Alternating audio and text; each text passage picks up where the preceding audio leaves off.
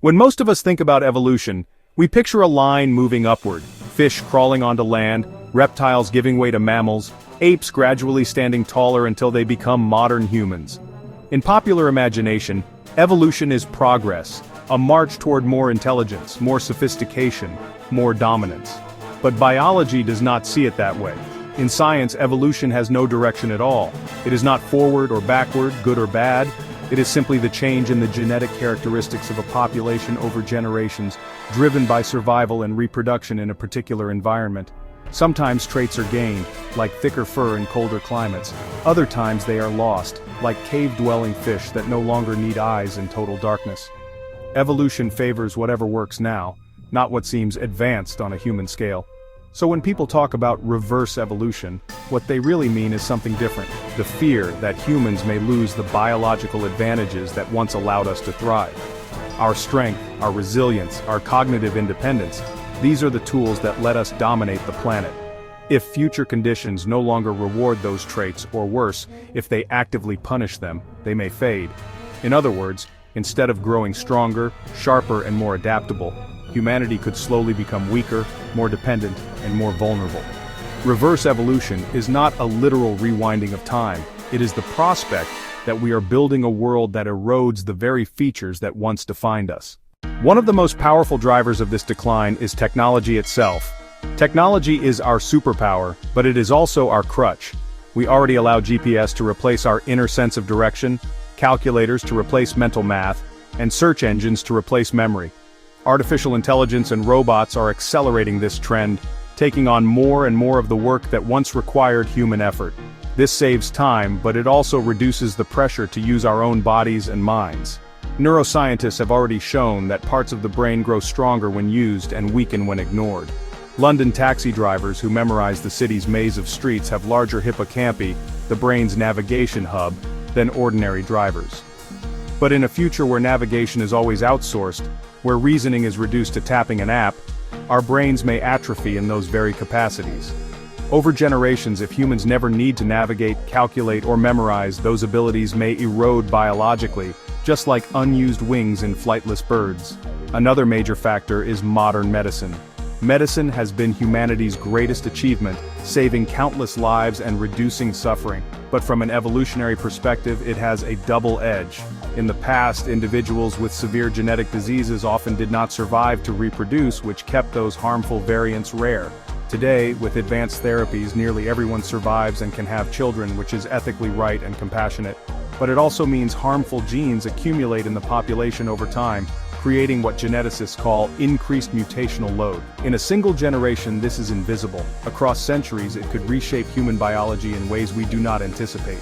Add to this our modern lifestyle. For most of human history, survival meant daily physical labor, hunting, farming, walking miles, building shelters, grinding food by hand. Today we sit at desks, in cars, on couches, while consuming highly processed industrial foods designed for convenience rather than nutrition. The result is skyrocketing rates of obesity, diabetes, heart disease, and metabolic disorders, what epidemiologists now call diseases of civilization. These weaken not just individuals but entire populations, because they pass down both genetically influenced vulnerabilities and learned behaviors to the next generation. The urban environments we live in also change our immune systems. Children raised in sterile, sanitized cities are far less exposed to diverse microbes compared to those raised closer to nature. The immune system, which evolved to be trained by constant exposure, grows fragile. This is why allergies, asthma, and autoimmune disorders are soaring in industrialized societies. Scientists call this the hygiene hypothesis. The idea that our immune system misfires because it does not receive the microbial education it evolved to expect. Finally, the weakening of natural selection itself plays a role. In the past, only the fittest survived to adulthood and passed on their genes. Today, medical systems, welfare programs, and technology protect nearly everyone. This is a moral triumph, but evolutionarily it reduces the filtering process that once kept populations biologically honed. Taken together, these forces, technology dependence, medicine's double edge, sedentary lifestyles, urban sterility, and weakened selection, create the perfect storm for what we call reverse evolution. So what might humanity look like if these pressures continue for centuries or millennia? Anthropologists and futurists have speculated, and the projections are sobering. First, our physical form may degrade. Skeletal remains show that prehistoric humans had far denser bones and stronger muscles than we do today. A 2014 study found that Neolithic women had arm strength surpassing that of modern elite athletes. Imagine the trend extended. Future humans could be shorter, with weaker muscles, brittle bones and reduced endurance, because daily life no longer demands strength. Second, our proportions may shift. Some scientists suggest that if technology prioritizes brain-related tasks while physical exertion disappears, humans may evolve toward larger heads with relatively smaller, weaker bodies, a lopsided form, oversized brains perched on fragile frames. Third, our dependence on machines could become total. Already without GPS or the internet, many modern people feel helpless. Project this into a future where AI is integrated into daily decision-making, where robots handle every physical task, and where biological memory and reasoning are rarely used. If those systems collapse, humans might struggle more than Stone Age ancestors, who at least could forage and navigate independently. Fourth, genetic vulnerabilities may accumulate. Without natural selection removing harmful variants, conditions like infertility, metabolic disease, or cognitive disorders could rise in frequency. Combined with the psychological stresses of urban, hyper-connected societies, this could mean more mental illness, more fragility, and more dependence on pharmacological or technological crutches just to function. Finally, there is the specter of species divergence. Biotechnology is advancing rapidly. CRISPR gene editing, synthetic biology, and human enhancement are no longer science fiction.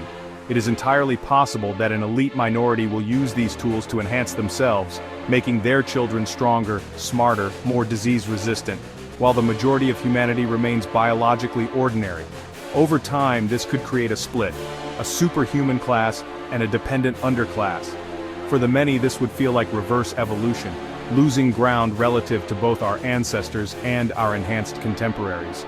The terrifying possibility is not extinction, but a slow slide into fragility, punctuated by inequality that leaves most humans weaker and more dependent than ever.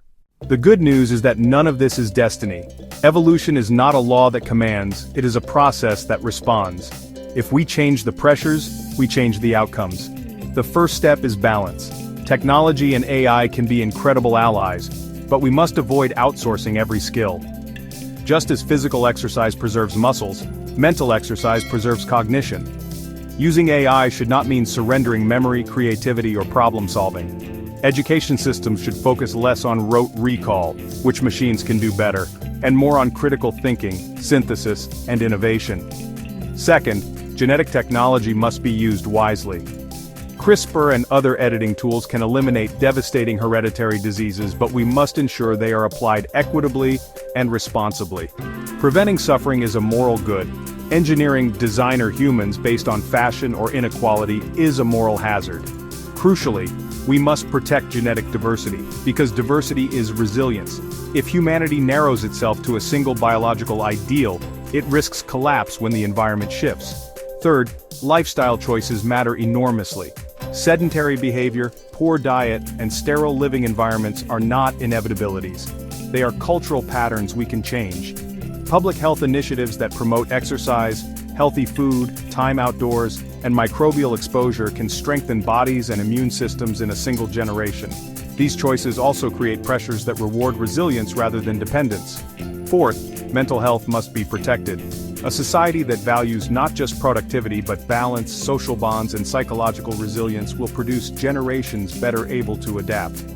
Reverse evolution is not simply about biology, it is about the interaction of biology with culture and technology. By consciously designing environments that challenge us, nourish us, and protect diversity, we can prevent the slide into weakness.